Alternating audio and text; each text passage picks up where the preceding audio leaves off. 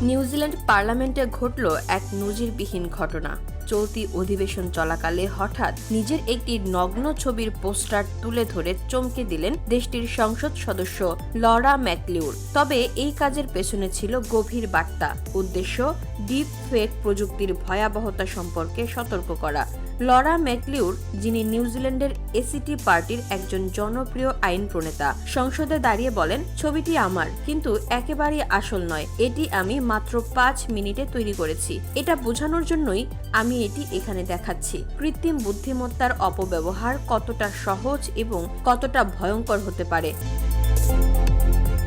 সংসদে উপস্থিত বাকিরা প্রথমে অবাক হলেও পরক্ষণেই বোঝেন বিষয়টির গুরুত্ব।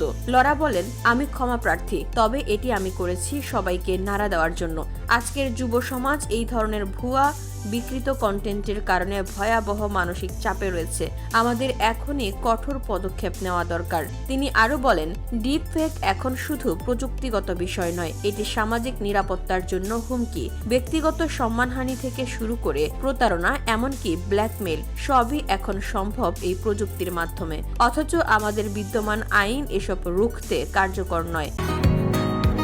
বসুন্ধরা, উত্তরা, বনশ্রী, কুড়িল ও বাড্ডা সহ রাজধানীর বিভিন্ন স্থানে অভিজাত ও অত্যাধুনিক মানের ফ্ল্যাট কেনার এক নির্ভরযোগ্য প্রতিষ্ঠান প্লেজেন্ট প্রপার্টিজ লিমিটেড। তাই আপনার স্বপ্নের আবাসনের জন্য আজই যোগাযোগ করুন। Pleasant properties limited, where destiny matches eventually. Lawler এমন সাহসী পদক্ষেপ ইতোমধ্যেই আন্তর্জাতিক মহলে প্রশংসা কুড়িয়েছে। অনেকেই বলছেন, তিনি পার্লামেন্টের ভেতর থেকেই যে বার্তা দিয়েছেন তা গোটা বিশ্বকে কৃত্রিম বুদ্ধিমত্তার বিপজ্জনক দিক নিয়ে ভাবতে বাধ্য করবে। উল্লেখ্য, সম্প্রতি বাংলাদেশ সহ বিভিন্ন দেশে ডিপ ফেক ভিডিও ও ছবি ছড়িয়ে পড়ে বিভ্রান্তি, মানহানি ও অপরাধমূলক কর্মকাণ্ড বেড়েই চলেছে। এই পটভূমিতে লরার বক্তব্য প্রযুক্তি নির্ভর ভবিষ্যতের জন্য এক সতর্ক সংকেত বলেই মনে করছেন বিশ্লেষকরা।